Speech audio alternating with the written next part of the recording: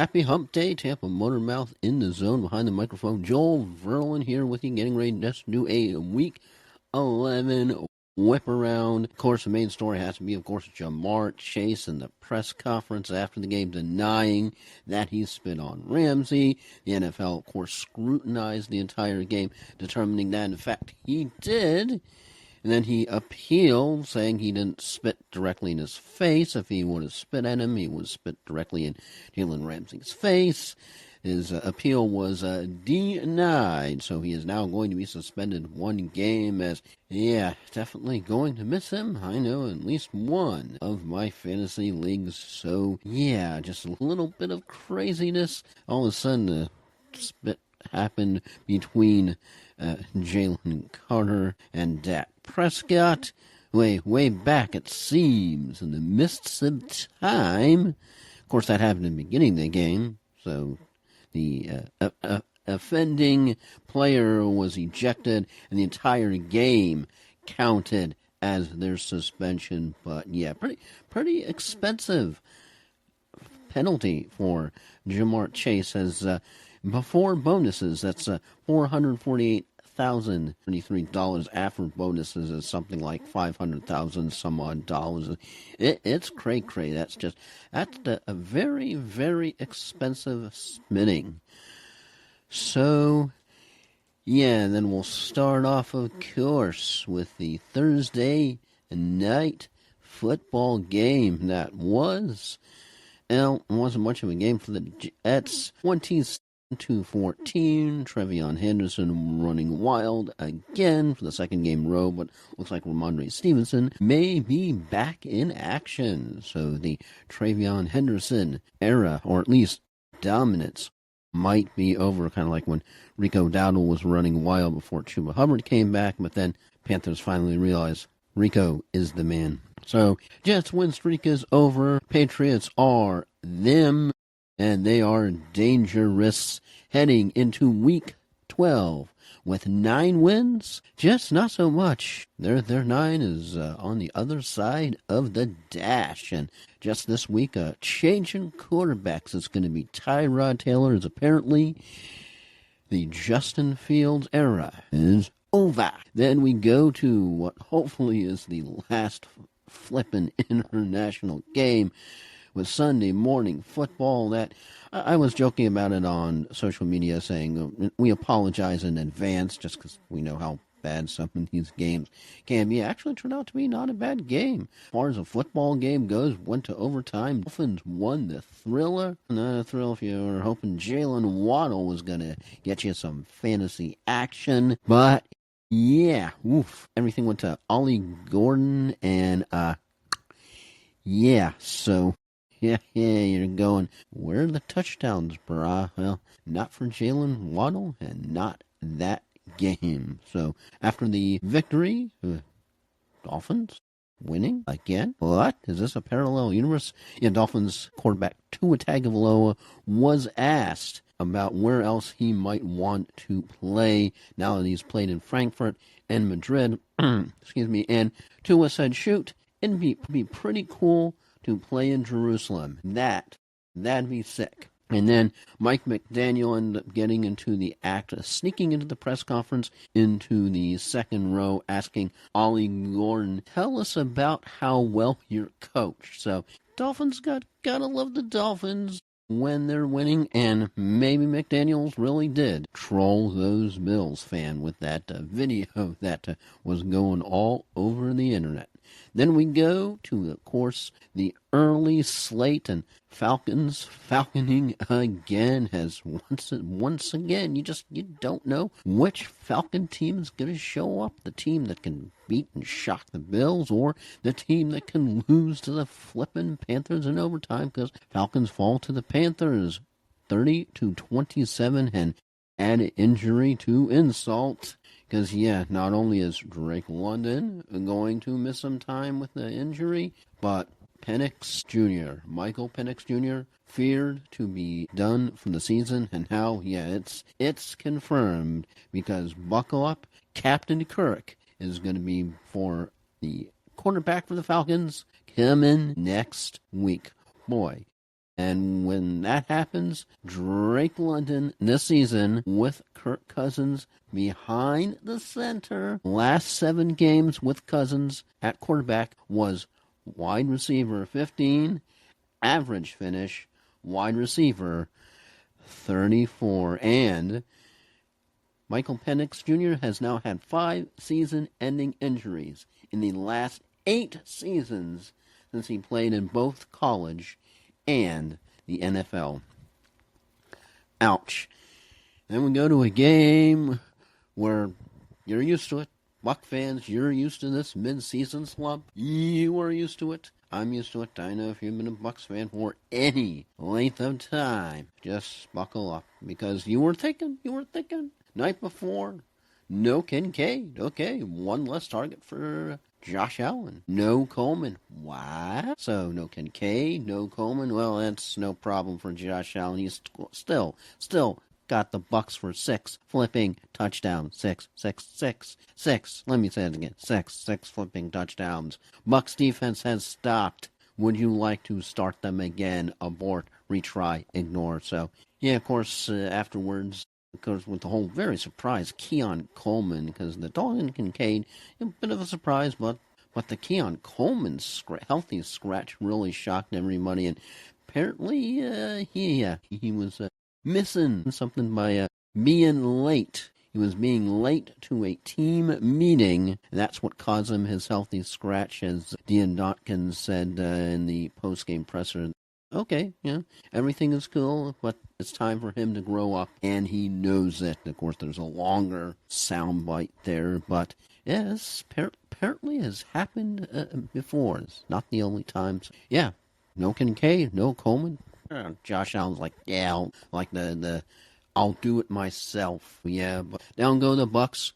Bills absolutely the score. The score did not show how badly that game went for my Buccos. 44-32 every time. Every time you thought the Bucks were back in it, or they had a chance. Are you telling me there's a chance? Josh Allen just went, yoink, take that, thank you, and Bucks fall 6-4.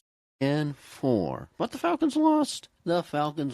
So remember that. The Falcons lost. That's good. It's not good the Bucks lost, but it is good that the Falcons lost. So, yeah, NFC South. What a division. Then we go from the Bucks and Bills, the Jaguars and Chargers, and all of a sudden we have the good Jaguars again. What?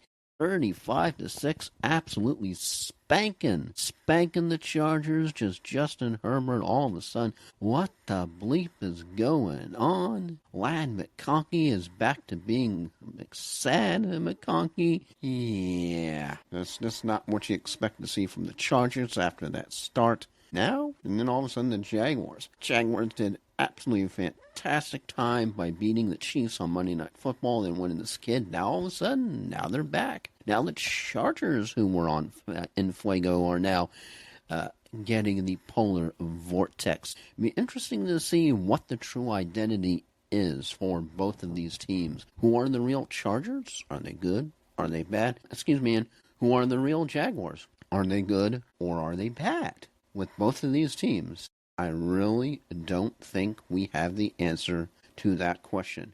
Then we go to the Bears and the Vikings as definitely one of the better games than the Jags. As of course, the Bears do it again, beating the Vikings 19-17.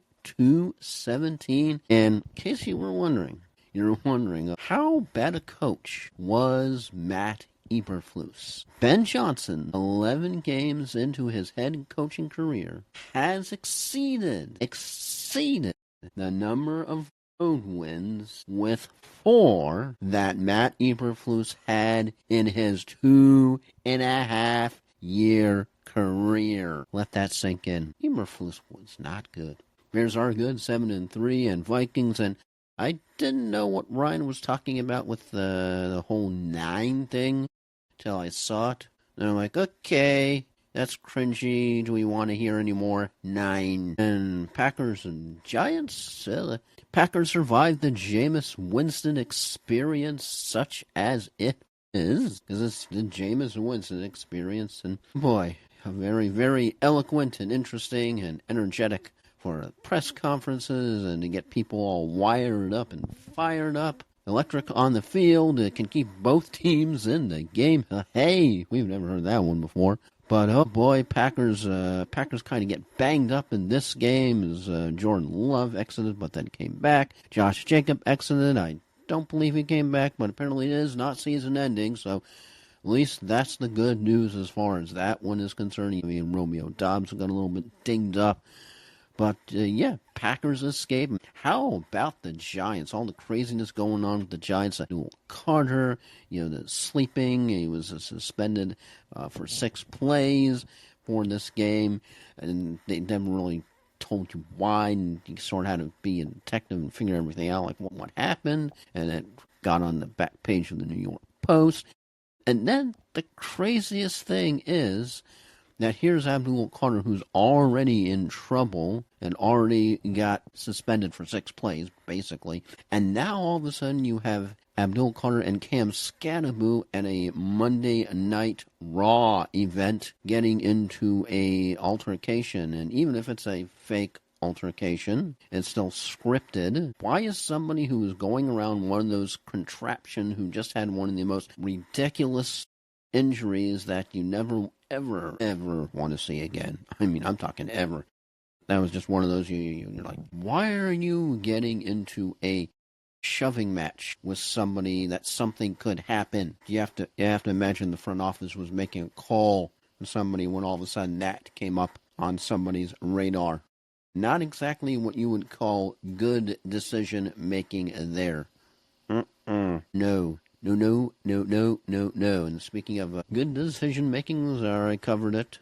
Top story, of course, Jamar Chase and the latest, the second spitting incident of the 2025 season. Eagles and Steelers, not much of a game here. 34-12 as Steelers. What? Yeah, Jamar Chase didn't exactly do a lot in this game other than get into trouble. And one of the things that came out of this game, of course, now you have Aaron Rodgers with the injury, but he still wants to go against the Bears because he's Aaron Rodgers. Okay. And you're going to have to figure out what Mike Tomlin is going to do. Does he have Rodgers just go out there, take all the precautions and measures that he can, and get it up and just go ahead and do it? I don't know how, if that's such a good deal. How well does the Pittsburgh do in Chicago historically? Yeah, it might be a better idea to let Rudolph take the sleigh over this week. Sort of let Aaron Rodgers recuperate. I know he wants to go in and make the Bears his daddy. That's what he wants to do. But I want to sit this one out. Might want to recoup, but it'll be interesting to see, drama-wise, and if Aaron Rodgers can perform with the injury going forward. Just the Bengals. Oof. Are we going to see Joe Burrow anyway? Flacco apparently might be dinged up a bit enough that could we see Burrow? Do you want to put him in harm's way so soon when it doesn't look like there's much of a future for the Bengals right now? So yeah, Bengals and the Steelers. Always interesting, and you gotta also Coach Mike Tomlin's comment about if someone spits at you, just do what comes naturally. I don't know what to tell you. I'm like, never a dull moment when it's Steelers and Bengals, is it? Yeah, a game that, it probably could have been a lot less duller, but the score doesn't indicate how bad the team the Titans are. Texans escape 16-13, and this game you just take away that Brian Callahan is the biggest winner because he doesn't have to sit with the stupid press conferences with his one-win team and answer why his team sucks so bad. Why does your team suck? Why are you asked? Can you tell us, Coach? Why? But yeah, he's the biggest winner. Texans get back to 500. Still has one win. Titans gonna win the second one? Do they have a chance of becoming a second win team? And does the team that lose to the Titans and give them the second win, does that count as 2 losses? Yeah, boy. Then you had the 49ers and the Cardinals. It was absolutely crazy, and the 49ers just smashing up the poor Cards, 41-22. Cardinals quarterback Jacoby Brissett, that's easy for me to say, completed an NFL record 47 passes. Let me say that again. NFL quarterback Jacoby Brissett for the Cardinals completed a NFL record 47 completions, 47 passes today. 47 passes in the loss.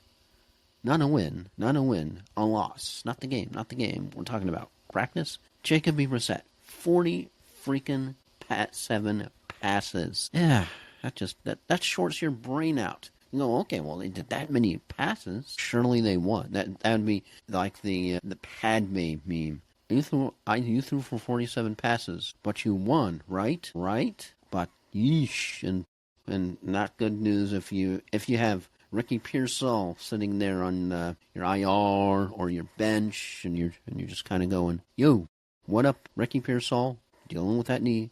Had 1 reception on 3 targets. Three targets in Sunday's 41-22 beatdown of the Port Cardinals. Pearsall returned to the starting lineup finally after missing 49ers' last 5 contests with a right knee injury. That's where the positive news ends, because after the superhuman wideout failed, the sophomore wideout failed to gain just a yard. That's not very superhuman. So yeah, maybe superhuman to get back to even playing, but definitely not a superhuman day in reality or in fantasy. Yikes, just not even a yard, just all that effort, all that grit, all that let me get in, just that just has to be. Another thing that's just the end of that Seahawks game. Seahawks and Rams, so close yet so far. Rams win 21-19, but even with as bad as a game as the Seahawks have, the Seahawks D kept them in it to where the final shot, field goal, they still had a chance with that final field goal, the ball sailing right through it. You were willing that ball to go through those 2 goalposts. You were willing it, even if you didn't have a bet on it, because you wanted the Seahawks to win to upset the Rams for the fight that they had, all the ghosts Sam Darnold was seeing that day. And then it was no good. And yeah, we're all probably like Seahawks linebacker Ernest Jones on Sam Darnold's 4-interception game. Sam has had us in every expletive game. For him to sit there and say it's his fault, no, it's not. If you got anything to say, quite frankly, expletive you, and you can guess what the expletive is. And yeah, so yeah, well, yeah, you can imagine just a little bit heated, as you can imagine after a game like that. And the crazy thing, the whole crazy thing of not this week, because this week Bo Nix was better. Clicking back to last week, when you had Bo Nix and that game when they was getting booed by everybody, and that was a mile high, and he didn't have exactly what you would call a good fantasy game. Fun fact, you know who had a worse game last week? The week of the Thursday night, the Raiders-Broncos crap fest? That would be Sam Darnold. Sam Darnold, that week, had an actually worse fantasy game than Bo Nix did. Because I was going to my bench and I'm going, well, I had Sam Darnold, and I'm like, oh my God, he was worse. So yeah, Sam Darnold isn't, he's not exactly having what you would call a fun time of it right now, is he? But he's still 7-3.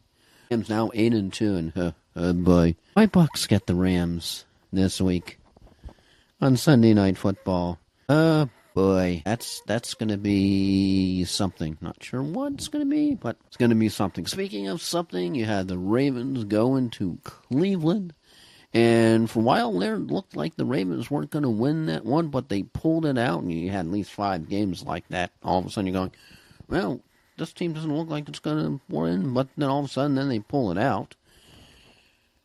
Ravens smacked the Browns 23-16, and yeah, Shedeur Sanders' regular season debut. You ready for this? 4 for 16, 47 yards, 0 TDs. Let me say it again: 0 TDs, 1 INT, 2 sacks, 1 intentional grounding, and a passer rating of 13.5. Is that good? But yeah, you've had all the talk. I'm not gonna pile on. All I'll say, Shador, the best way to shut all the narratives up is to beat the living crap out of the Raiders coming up this week when you have had a full week. Because if you don't, if you lose this game, I think it's just going to follow you around for the rest of your NFL career, however long or however short that might be. But it's put up or shut up time. It's crunch time. They're handing the ball to you. You're the field marshal. You're the captain. Time to step up. And let's see what you got. Somebody else who showed us what they got. Speaking of Bo Nix, I mentioned him with that week with the Broncos, with the Raiders. Ugly 10 game that we still remember that feel like it set football back at least probably a century or two good. But Broncos and Chiefs, Broncos win 22-19. Chiefs, the Kansas City Swifties, are sad. Yeah, they're sad as the Chiefs. The Chiefs are now, are you ready? This is my favorite sad of the week. My favorite. The Chiefs are now 0-5. 0-5 in one possession games this season. Last season, 11-0. This season, 0-5. Yeah, and then you had a Broncos tight end Adam Troutman. When asked about online criticism of quarterback Bo Nix, said, quote, "We know what he's made of, and we don't really care what people have to say. So, Dragon Slayer 69, with his 7-Eleven Slurpee in his mom's basement, I don't give a expletive what he has to say, right? Oh, doesn't either." Ouch. I think I'm glad I'm not Dragon Slayer 69. Lions and the Eagles, Sunday night game. All I'll say about this game is, it's a bad call when Chris flippin' Collinsworth calls out the refs on Sunday Night Football, literally calls them out. There had to be a memo from the 345 sent to NBC. You need to tell Mr. Collinsworth. You need to tell Mr. Collinsworth to bring it down a few notches on the Sunday night program in concern to criticizing the officiating, which was absolutely, positively, completely, 100% right, and there was not one single wrong call during the entire contest. So we might want to bring that to the attention of Mr. Collinsworth and any other announcers out there, that Rule 1, the officials are always right. Rule 2, if ever the officials are wrong, refer to Rule 1. We move on to, this wasn't more of a game. This was more of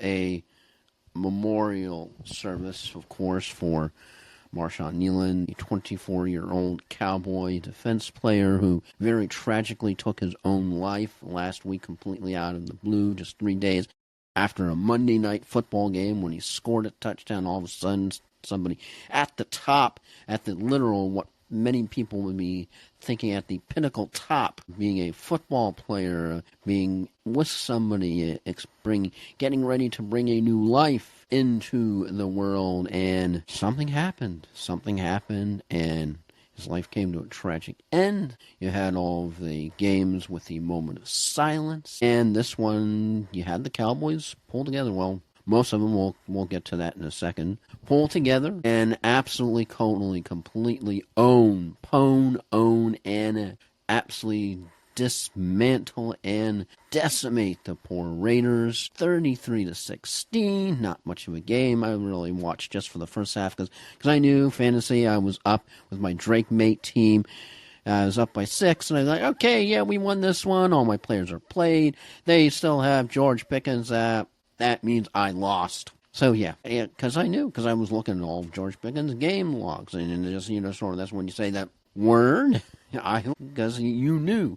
And I was waiting for it to happen, the George Pickens long run that I knew would seal my week for fantasy, for a team that it should be like in the top 1, 2, or 3 slots, but because of all the crazy wins and losses, I'm like 5th or 6th place, and Gotta love fantasy parody, right? Don't you guys gotta love it? And then when George Pickens had that long run and then the touchdown, like, yeah, turn out the lights, my party's over, and really wasn't interested in the second half. Yeah, no, just a whole lot of nah, just a whole lot of nah, and then just and you have the number one interesting story from this one, because you have one of the narratives out there. The Cowboys are all together, they're all pulling together, and they're all one unit now. Well, if they were one unit now, why did they sit George Pickens and CD Lamb for one series in the first quarter? Because all of a sudden you're like, well,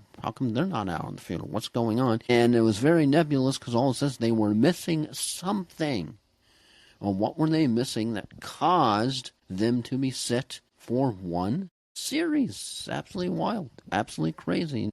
It's sort of like the Abdul Carter thing up there in New York, where all of a sudden, what's going on? Why is he being sit down for 6 plays? What did he miss? What was he absent from? What was he late to? So all kinds of crazy things. But man, you have to feel for Geno. You got to feel for Raiders quarterback Geno Smith, who on his offensive struggles. I mean, that's when it's tough, when you have to answer. When you have that kind of game, then you have to answer in the presser. Geno Smith, quote, I keep saying if something doesn't look right out there, blame it on me. You keep saying if something doesn't look right out there, blame it on me. If your kids mess up at school, blame it on me. If your car breaks down going to work, blame it on me. You just have to feel for the guy. Put Aiden O'Connell in and give Geno a break this week. Just boy. And of course, have to go for the winners. A lot of us out there who ended up getting to watch and enjoy this week of football, even with the Bucs lost. I still count myself as a winner, just because that was a good week of football. Good week of football. What losers just have. Yeah, not NFL, but just South Carolina and the blown lead. Oh my God, just wow! And you also have to throw in the Texas State Trooper, because when you get viral exposure and not in a good way, yeah. Jamar Chase just for not only spitting, then fibbing about it, then appealing it on a technicality and trying to be a lawyer, he gets 2 losses. He gets 2 losses this week. And thanks, and now I don't have you in my fantasy league this week, so thanks for that. Bengals don't have you, and whole bunch of fantasy managers were all excited. Yay, alright, first or second pick, I get Jamar Chase. Not this week, you don't. How about Cardinals? Jacoby Brissett setting the completion record in blowout loss to 49ers. They set a record. Anybody there? Anybody care? Anyone? Bueller? Yeah, Lions clock management. That was just that whole game. Yeah. I think they're gonna bounce back this week. So I was looking like, oh, who do they play? Yeah, I think they're gonna bounce back. Raiders game plan on Monday night. Granted, I have no qualifications whatsoever at all to stand on a sideline and coach. Zero qualifications. That being said, could I have done any worse with the play calling on Monday night for the Raiders? Could you have done any worse? Any of us? Seriously? The Raiders. So many coaches. I was listening to, was it Patrick Maher last night, and I didn't realize how many coaches the poor Raiders have been through, and because their last good coach was Gruden, if you think about it. Last good coach was Gruden, and he was the casualty of everything that was aimed to try to get Dan Snyder out, and he got caught in the crossfire. And they still did him dirty. But, yeah, they haven't had a good coach since Gruden. And there's a lot of coaches. And then, of course, after the Raiders game plan, definitely 2 losers.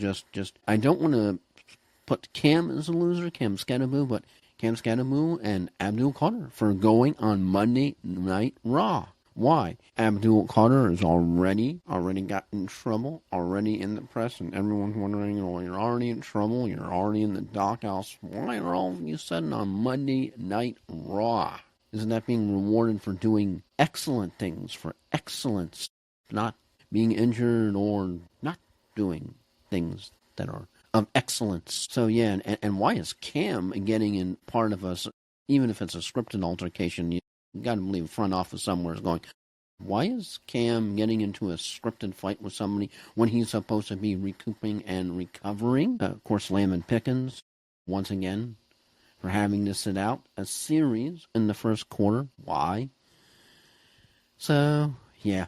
And, of course, just, yeah. And my final thought, I try to stay away from politics as much as humanly possible, because I always consider sports an oasis to get away from politics. And so I'll just bring it up that just very surprised all of a sudden that you have during Monday Night Football, because I saw the story, I'm like, during Monday Night Football, you ended up having an ad from Epstein survivors to release the files. And don't want to go down that road. Don't want to go too far into that rabbit hole. I think most people by this point are in favor of them being released, and having since that happened, that they have been voted to be released by the Congress. But my final thought is I'm not sure that I understand why people would want to push for them to be released, but I'm not sure that Monday Night Football is an appropriate place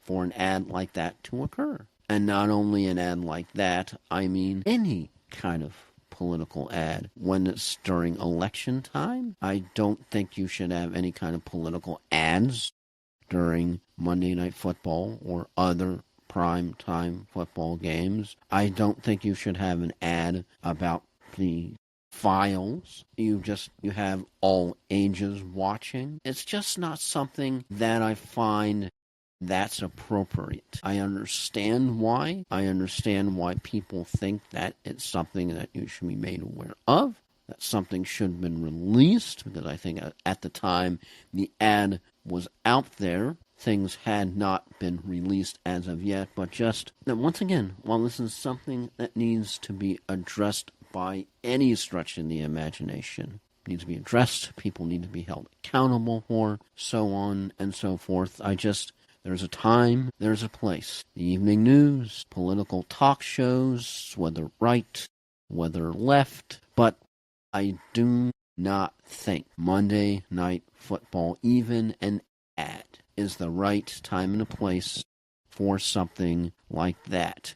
This is our oasis. We're here watching sports. The ad should be sports or sports related. The endless cars, food, movies, new TV shows, but just politics just is not a place for prime time football. And that's where I'm going to end tonight. And picking real quick to end on a positive note, picking the Bills, because I know you have the Bills, you have the Texans coming up for Thursday Night Football, and I think it's a sneaky game. It's a sneaky good game, but I think the Bills just right now have the better quarterback. David Mills has been playing out of his flippin' mind.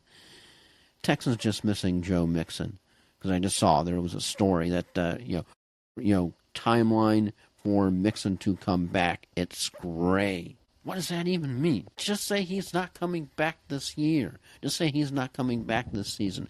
All of this nebulous, just from the teams, whether it's why this player was missing 6 plays, why these 2 players were not in for the first series, when this player is expected to be coming back. It just drives you nuts, and it's all just because they want to keep everything away from the other teams, or maybe even from gambling. But who knows? But definitely picking the Bills. Bills have the better quarterback of the 2. I think they have the better team when everybody decides not to be late to anything.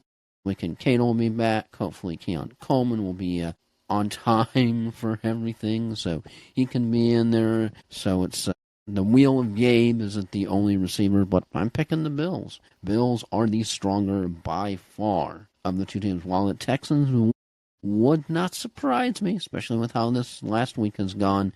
I've got to pick the Bills. It makes sense. You look at both units. Texans may have the better defense, but you got to pick the Bills because the Bills have the better quarterback. And if you know anything, the NFL revolves around the quarterback.